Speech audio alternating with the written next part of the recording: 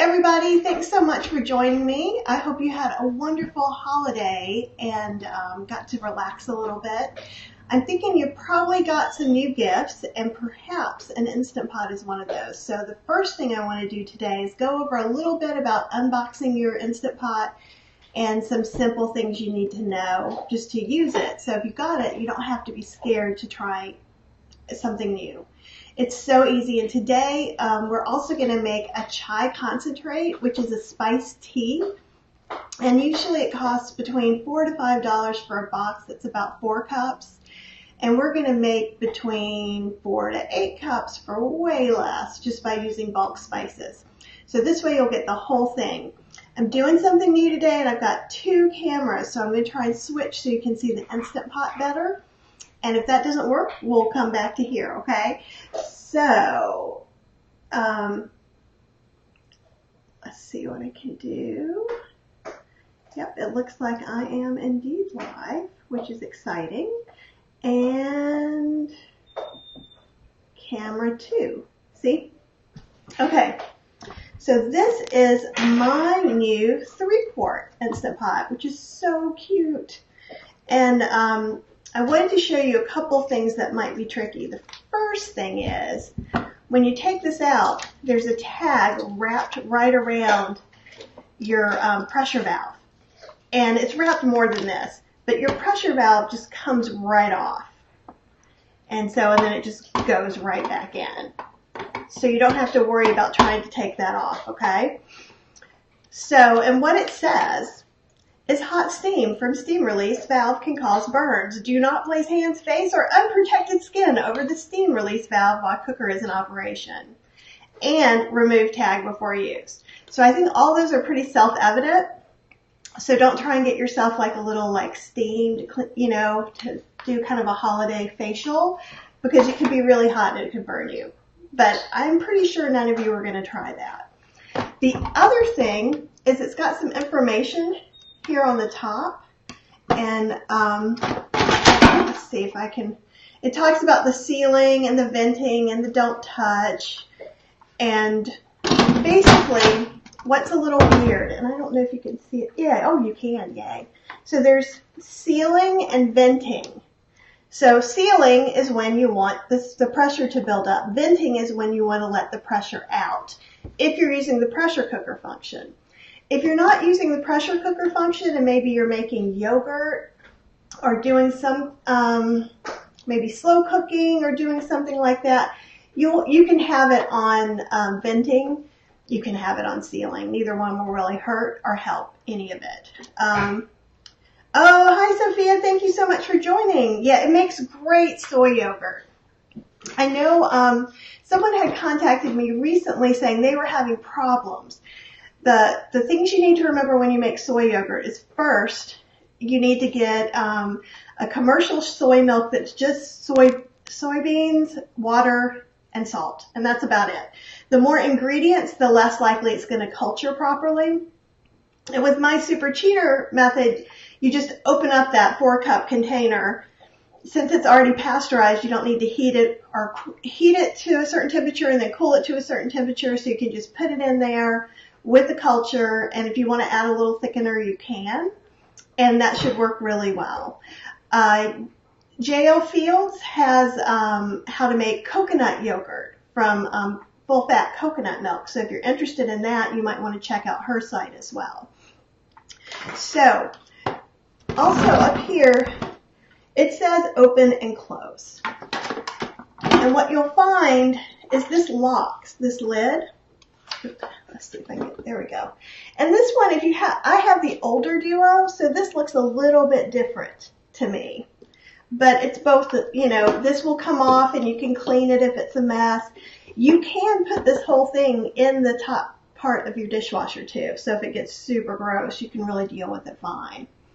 Back here, there's a little pen. Let's see if I can.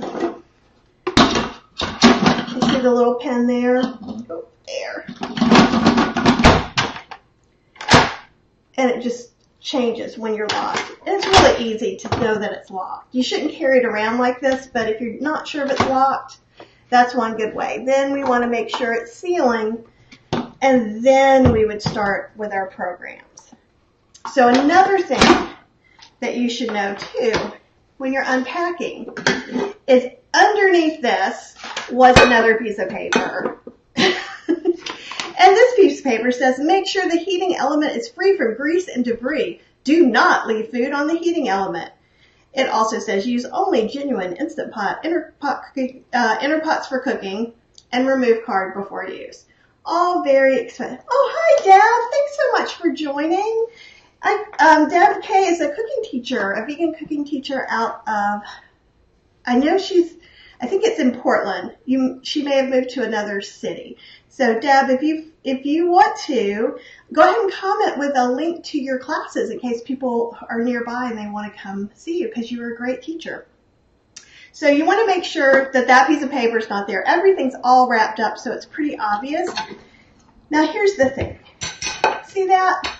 That's what you don't want to put water on. That's what you don't want to put beans on. That's what you never want to see with food in it. And it's one of the most done mistakes. So what I do is when I don't have my pot in, I actually have it under my cabinet. So my cabinet will come out over here. So I can't actually pour anything into it without pulling it out. Once I have my liner in, then it can be out. So far, I managed to not mess it up. So I'm pretty stoked about that. And let's talk about a couple of other things that come with your Instant Pot. Let's see if I can do this backwards and just looking in the computer. Oh, no.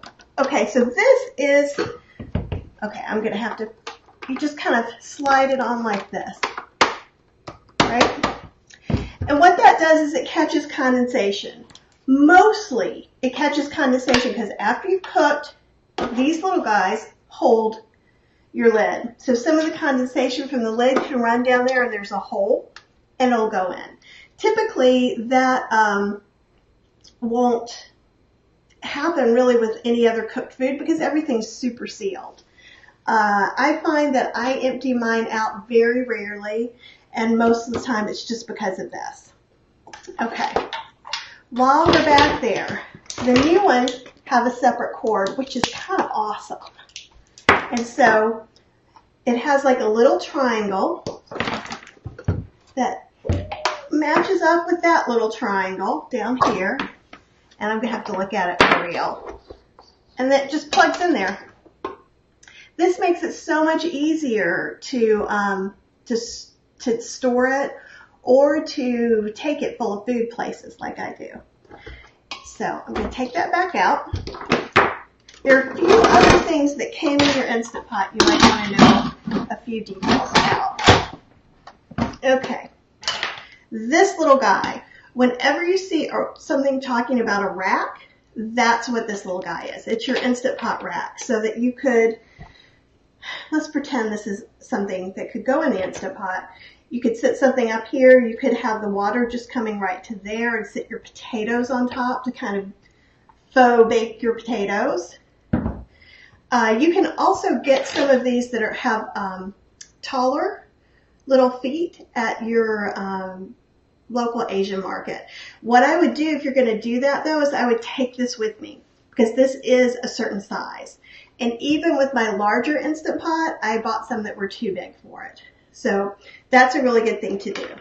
You get these nifty plastic rice utensils and a scooper that you can use or not. Doesn't matter. They're free, so why not? Here's something that you need to know a lot about. This is not a real measuring cup as far as 3/4 is not a cup. This is a rice measuring cup. So if you're working on a recipe and it's a soup recipe, do not use this measuring cup because it's never going to work out right. It's made especially to do rice because there is a rice cooker setting on the Instant Pot. And that works really well for white rice. So if you ever make white rice, you could do this. And so what happens is in the pot, and actually I didn't even check this little one. Oh, the little one doesn't really have it. Huh. So that's interesting. My other one actually has numbers that match this. So like it might say 1, 2, 1, 2, 3, 4. Actually, let's see if this is cooled down. Okay, see on my bigger one? It actually has cup measures. So I'm not really sure how this rice thing is supposed to work with the mini. And we'll talk about that. But so like with the larger one, each one of these would be considered a cup. And then you would go up to the level of the Instant Pot liner. And you don't want to do that. And you only want to do that if you're cooking white rice. So I recommend that you just don't deal with it at all. That's what I say. Do you guys have any questions so far about any of the things that I've gone through? Because if you do, just go ahead and put it in the comments and I'm happy to tell you a little more about it. Okay. Let me get this guy plugged in for real. Possibly. I got a lot of stuff up here.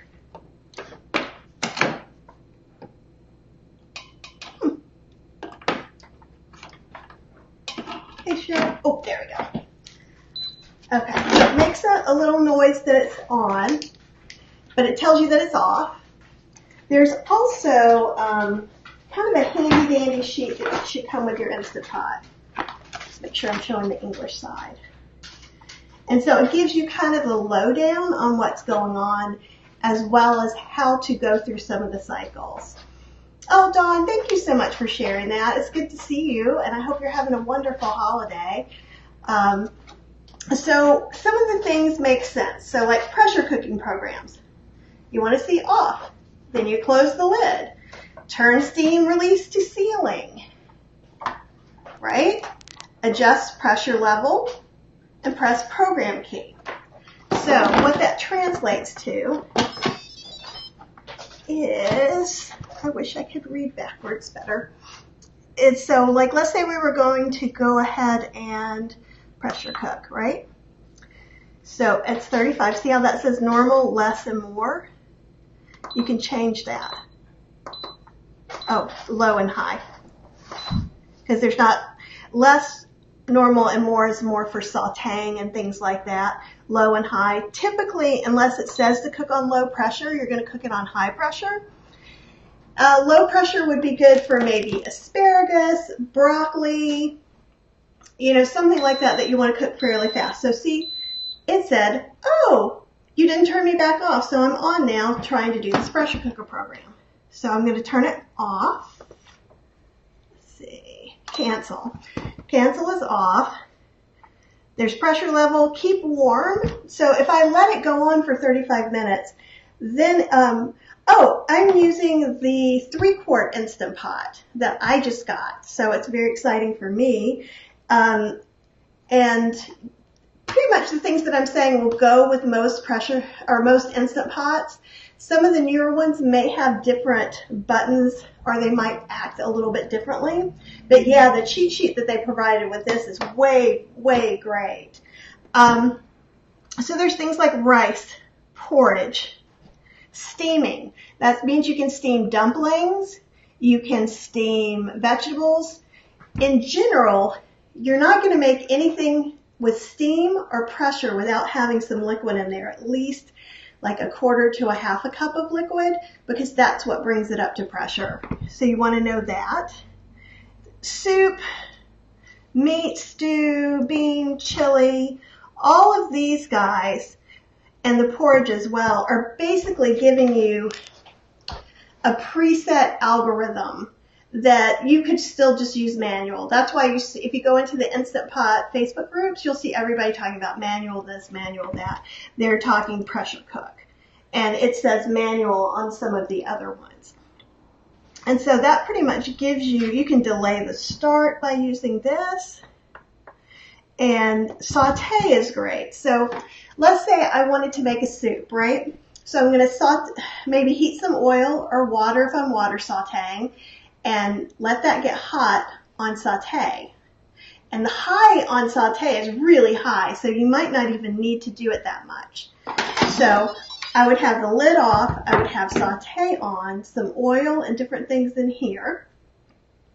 Then after I'm done sauteing, I actually have to go to cancel when I'm done. You have to cancel that program out before you can start the pressure cooking section for your soup. Does that make sense? So what we're doing today is kind of like a soup in that it's really easy. A lot of people do a water test when they're first starting their pressure cooker and using it, and that kind of works well too. But I think this is pretty easy. So Cheryl is going to put a link in the comments for the chai recipe that I usually use on my blog, Healthy Slow Cooking. And you can make it in the Instant Pot, you can make it in the slow cooker, you can make it on the stove. So if for some reason you're watching this and you just don't have an Instant Pot yet, you can make it. We are going to do something different in the Instant Pot than I do in all the others, which is we're going to actually cook the spices, with the tea bags in there, because what happens is in the pressure cooker it doesn't come up all the way to a boil, so therefore it doesn't really get as kind of bitter and nasty as it would if we just like cooked it on the stove. So I found that somewhere on the web, and I need to find who I learned that from so I can put something up linking to her, but it was an amazing idea. So chai is just basically a traditional Indian tea that has some really yummy spices, and it's perfect for winter, and it's great to warm you up. It's also great iced, and what we're doing is making a concentrate. So we want it to taste a little bit too sweet. We want it to be a little bit too spicy, right? So that when we put the milk in later, that it will still really stand up to that. I usually use about half and half. Half non-dairy milk to half sweetened chai. You can use any sweetener that you want to. It can be a liquid sweetener, it can be a dry sweetener, it can be stevia, it can be monk fruit, it can be regular sugar, maple syrup, any of that. So, and we'll add that after it cooks. So I've made some ahead of time so you don't have to just sit here and watch me for 20 minutes as it comes up to pressure and comes back down to pressure. But we're going to pretend start making it in here, right? So we're not going to use a spice bag. So if I was cooking this on the stove, I often use my, what is it? It's like called the 5th burner pot, and it has a strainer right on it. This, we're just not going to worry about it. We're going to put everything in here. And I tend to change the recipe little by little, and depending on how I feel that day. So that's why I wanted to make sure you had a link to the actual recipe. And we'll talk a little bit about some of the spices. So the first thing you're going to want is cinnamon sticks. We're going to use whole spices on this. And I usually put, see how some are big and some are small, right? So I kind of go, okay, if it's really small, 2 equals 1. So in the recipe it says 4 cinnamon sticks. So we're going to do 5 cinnamon sticks. And this is a really great Hispanic brand that I got at the Hispanic store near me. So it was very inexpensive, and it's a big bag. And it costs way less than if you went somewhere like, I don't know, I don't want to call anybody out, but like one of the main spice stores where you get something not so much for a lot of money, right? So we've got those in there. Okay. Oh, awesome, Deb. And for those of you who may have just joined, Deb Kay is also a cooking teacher in Portland, Oregon, and Salem. So I asked her to put her link there so that you could check her out if you're nearby. So the other thing we're going to do is we're going to put some ginger. This is fresh ginger that I've just cut into kind of medium-sized chunks. I'm just going to plop that all right in there. And what you'll find, if you haven't gotten fresh ginger before, you can get it in a lot of grocery stores. It's either going to be loose or in one of these mesh bags. I think I got this either at Aldi or Lidl's, and it was really pretty inexpensive. If you go and you see it by the pound, don't freak out. It's going to say like $16 a pound, but what you need is just a little teeny tiny bit, so don't worry about that. It's not going to be as much as you think. Next, we're going to put some Cardamom Pods, which are my personal favorites. And I like to get these from the Indian store. And you can get a big bag for really cheap. So we're going to put those in. We're going to put a few cloves in. And it does kind of look like you're just putting sticks and stuff in there. And you kind of are. But it tastes delicious. And here's a surprise ingredient if you haven't made it before. You're going to put some whole black peppercorns in there. And that makes it taste really good as well. And if you have a cold or you're not feeling well, you could kind of up the ginger if your stomach isn't doing well, or you could add some more cinnamon if that's what you're feeling like. These little berries. Oh yeah, and Deb has a point. You can just break off exactly the amount of ginger you need at the grocery store if they're selling it by the pound. And sometimes it's way under $1.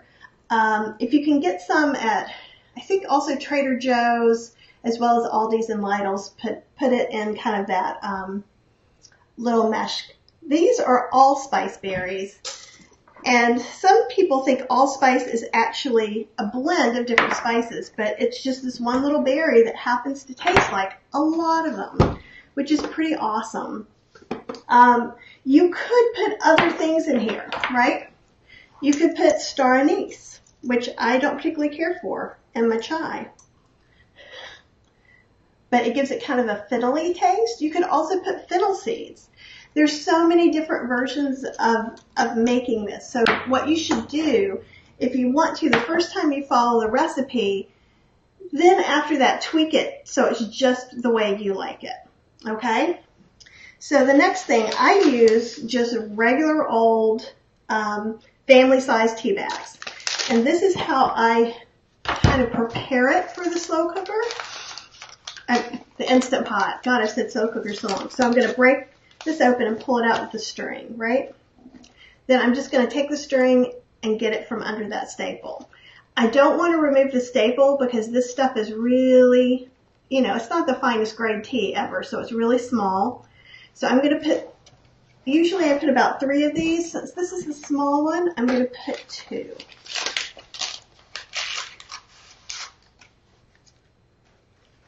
Again, should come off. You don't have to use family size tea bags. You could use regular size tea bags. You could use loose tea, though I would only use loose tea if it's like really a nice full leaf, because you don't want anything that could like block up any of these little holes. So if it looks like it could block that up, you could go ahead and put it in like a little they have these paper things like this. So you could put it in there and somehow seal it up. Okay, then we're going to put water. Now for this one, can you guys see there?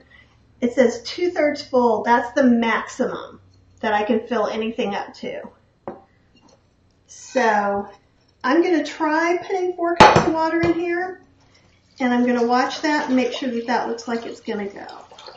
Oh yeah, we're not even at halfway. So we could do 6 cups of water in this. Let me go ahead and get a couple more cups, because that's what I normally do in the recipe.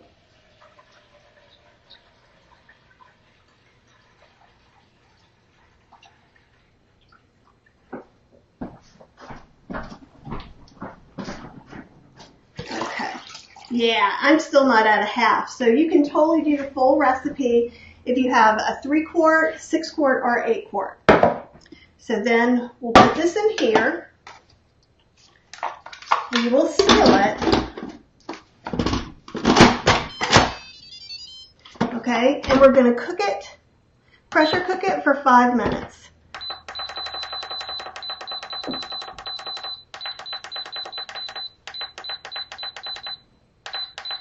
Okay.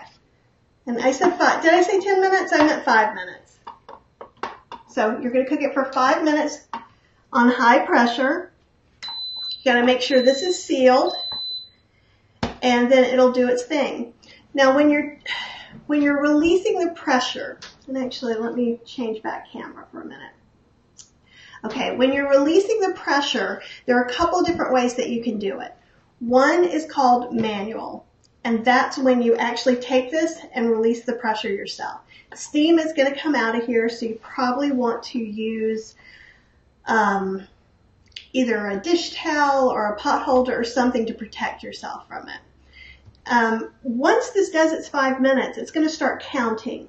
And instead of counting down, it's going to start counting up for how many minutes it kept warm. If you let it count down to about 10 minutes and then release the pressure manually, you're going to have some of the pressures already started to go. So it's a little easier, and if you're nervous, it's a safer way to do it. It's not that the other way is dangerous, really, but you could burn yourself, especially with something like this that has a lot of liquid in it. So you just might want to be careful. You could also do natural pressure release, which is when you just go away and magically the pressure comes down. And that will take quite a bit of time. So I do that a lot of times just because I'm lazy and I don't like to stay in the kitchen. So I'm like, I'll make this, I'll go away. The reason I like to do this one and release it after 10 minutes is because the tea bags are in there. So I don't really want the tea bags to steep much longer than that. And like I said, it's a concentrate. So when you taste the concentrate, you're going to taste the tannins and everything like that. So don't worry about it. It's all going to come out once you put some non-dairy milk in there. So once we do that, once we've let the pressure go, because I've made some ahead of time, so again, you don't have to sit here and stare at me while I talk and try to make up stuff to tell you about while it's going. And I've taken the tea bags off. So basically, I'd already cooked it. I've released the pressure. And now I'll go back to the other camera. There we go. And so what I did is I took, you can sort of see. There you go. You can see some of the ginger floating around in there and how dark it is. So what I did, I'm still going to move this over here so it doesn't burn anything. I've gone ahead and added my sweetener. And I encourage you to do your sweetener to taste, because there's nothing, worse than having everything all blended in, especially if you're using sugar. With this, with it warm, it's going to all just dissolve really easily. So it's better to taste it. Then what I do, just because I like my tea very spicy, is then I let it cool with all the spices and the ginger, so it kind of infuses a little extra. But the tea bags I remove in the beginning. We'll just put a link to it on the bottom of that. Hey, I think I'm back live now. I have no idea what just happened, but everything shut down. So basically what we're doing is, we'll just put a link to it on the bottom of that. Hey, I think I'm back live now. I have no idea what just happened, but everything shut down. So basically what we're doing is, you'll want to see the video before this, and what I'll do is put a link to that in the comments. We made some chai, and I'm just showing you what we do after we've cooked the chai and the spices. We've taken the tea bags out. We've added our sweetener, whatever form that is, or no sweetener at all. Then we're just straining it. Oh, it looks like our internet connection is having a problem. Now I just got HD mode is not activated because of that. So that may be why we got cut off. So what you have here is some nice chai concentrate.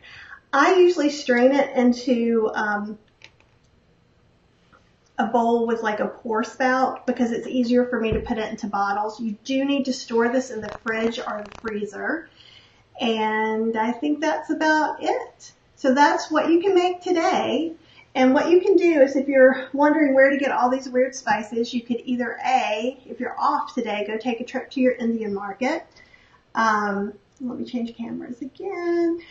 Or what you can do, some of these you can get at the Hispanic market. I don't know about cardamom, but everything else you probably could get inexpensively there. You could also go to like your local co-op or Whole Foods and just get like a tablespoon of each of these so that you can try it and see if you like it. So there's all kinds of ways to do this on the cheap. Okay? And I hope please let me know if you make this, and if it's your very first time making something in Instant Pot, I really want to know. And if you have any questions about putting things together, just in general starting to use the saute function or cooking things on manual, you can find lots of Instant Pot recipes on my blog, healthyslowcooking.com.